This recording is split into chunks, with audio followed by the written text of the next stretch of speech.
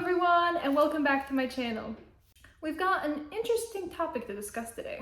We've talked about the history of Yiddish a lot, and the demographic. But where is Yiddish not only spoken, but an official language?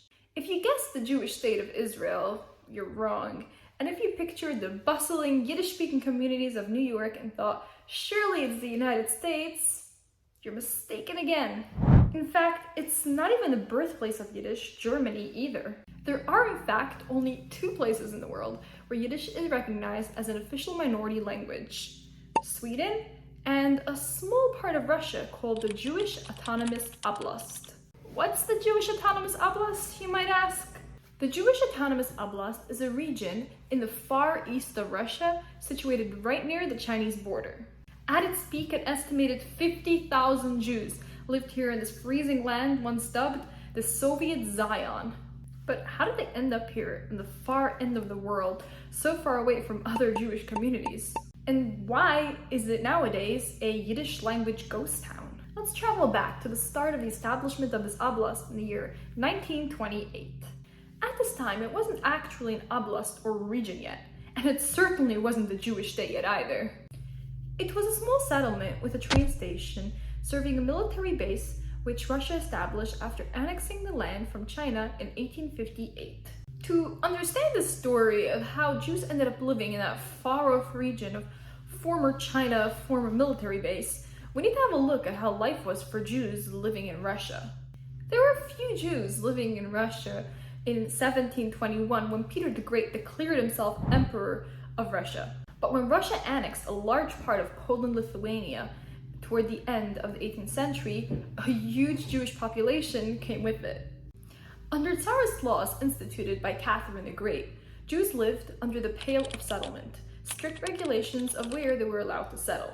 Large Jewish communities thrived in cities such as Odessa, Kiev, Vilnius, Minsk, and Warsaw. Some Jews got special permission due to trade or financial status to live outside the Pale, in places such as Moscow or St. Petersburg. In the early 19th century, Nicholas I required each Jewish settlement to appoint a crown rabbi, or a rabbi that would be able to communicate with government officials. The only requirement for the job was speaking Russian, which disqualified these individuals from being considered a rabbi in a Jewish law sense.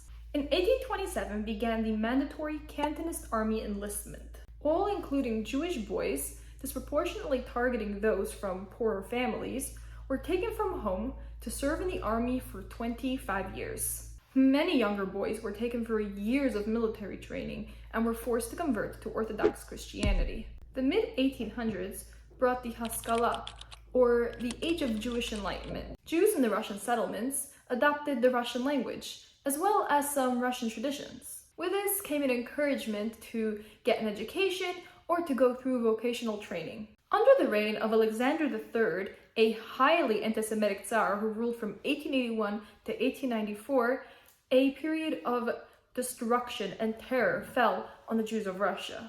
Attacks took place during this era on 166 Ukrainian towns, destroying Jewish homes and killing people. Following this, Jews were expelled from Moscow and St. Petersburg, and the synagogues were shut down.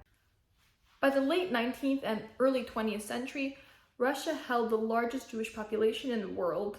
By the turn of this century, restrictions on Jews in residency and education began to ease, allowing for more opportunity, though this was short-lived before the revolution.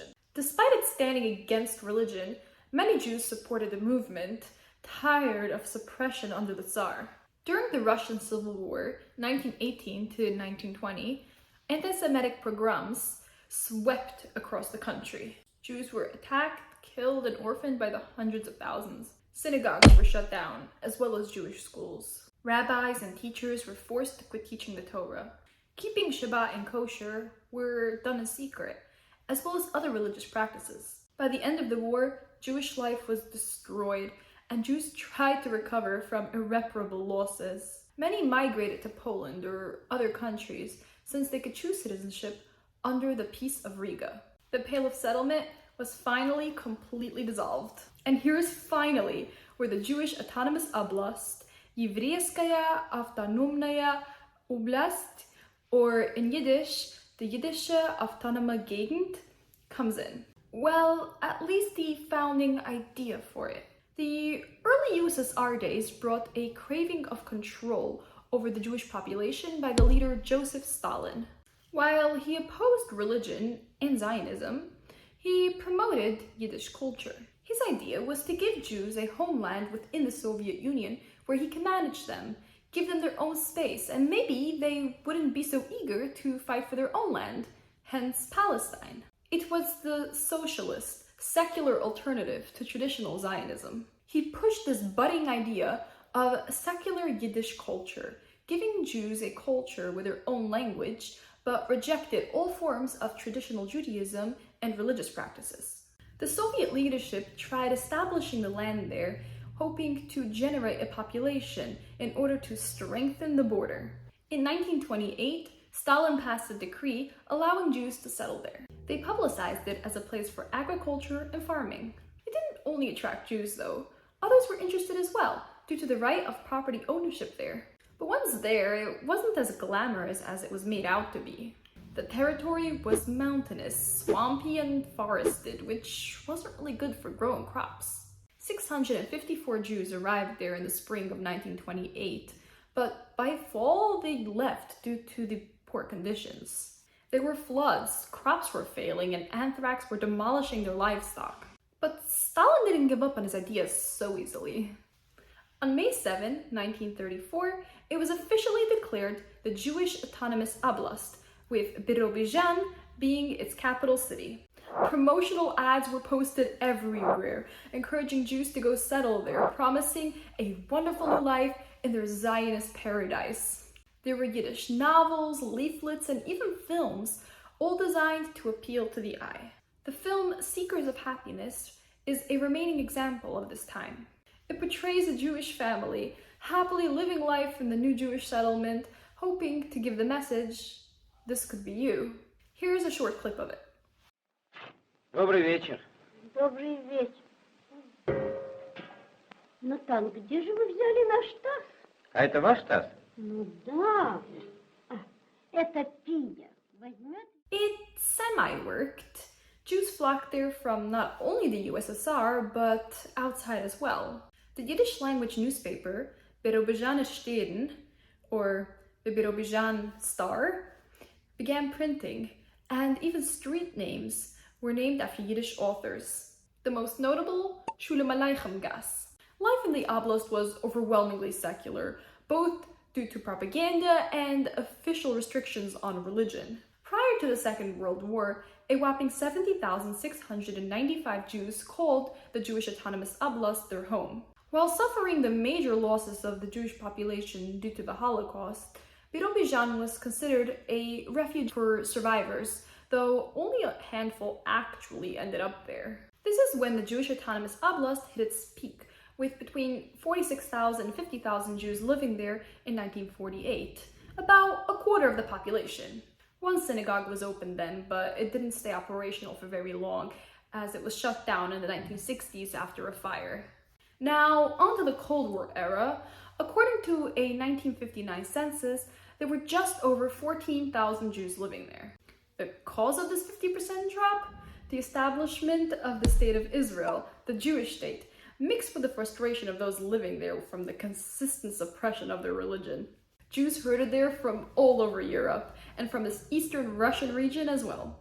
In 1980, a Yiddish school was opened in Waldegem, a town in the Birobidzhani district, by Polish, Lithuanian, and Latvian settlers, and was the only one of its kind. In 1989, the Soviet government pardoned many political prisoners, allowing 11,000 Jewish refuseniks, or those formerly denied the right to immigrate, the right to migrate to other countries.